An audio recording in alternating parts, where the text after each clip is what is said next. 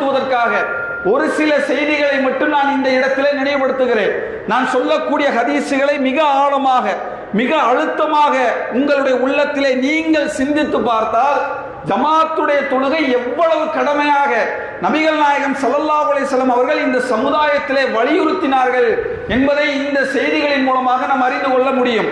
அன்புள்ள சகோதரர்களே, முதலாவது செய்தி, நபிகள் நாயகம் ஸல்லல்லாஹு அலைஹி வஸல்லம் அவர்கள் ஒரு தடவை இஷா தொழுகைக்காக பள்ளிவாசலுக்கு வருகிறார்கள்.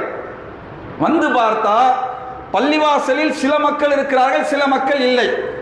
அப்ப நபிகள் நாயகம் ஸல்லல்லாஹு அலைஹி வஸல்லம் அவர்கள் அந்த மக்களை பார்த்து சொன்னார்கள், என்னுடைய உயிர் யார் கைவசம் இருக்கிறதோ அந்த அல்லாஹ்வின் மீது ஆணையிட்டு நான் சொல்லுகிறேன், அந்த முஅத்தினை தொழுகைக்காக அழைப்பவரை பாங்கு சொல்லப்பட்டு அதற்கு பிறகு விறகுகளை எல்லாம் எடுத்து வந்து அந்த விறகுகளை எல்லாம் தீயை பற்ற வைத்து விட்டு அந்த இமாமை ஜமாத்தாக நடத்த சொல்லி யாரெல்லாம் பள்ளிவாசலில் தொழுகைக்காக வந்து கலந்து கொள்ளவில்லையோ என்னுடைய உள்ளம் நினைக்கிறது அந்த மக்களுடைய வீட்டை இந்த விறகுகளை கொண்டு போய் எரித்து விட வேண்டும் என்று நான் நினைக்கிறேன் என்று நபிகள் நாயகம் ஸல்லல்லாஹு அலைஹி வஸல்லம் அவர்கள் சொன்னார்கள் என்ற இந்த ஹதீஸை புகாரி என்ற ஹதீஸ் நூலிலே பார்க்கிறோம்.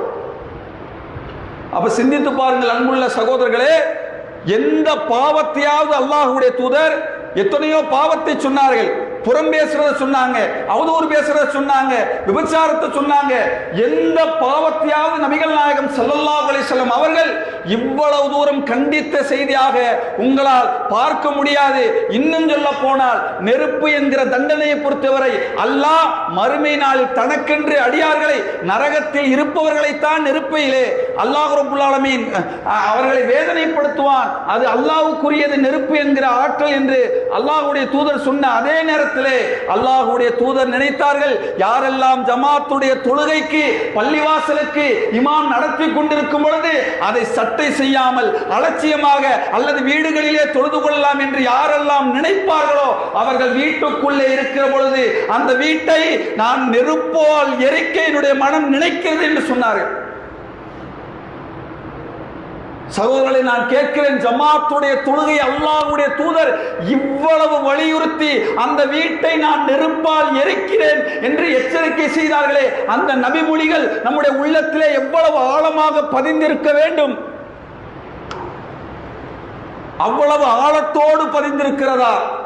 அந்த அளவு எவ்வளவு அழுத்தமாக சொன்னார்களோ அதே அழுத்தமாக இன்றைக்கு ஒவ்வொரு ஜமாத்துடைய தொழுகையும் ஃபஜரா, லுஹரா, அஸ்ரா, மக்ரிபா, இஷாவா ஒவ்வொரு வக்தையும் இமாம் ஜமாத்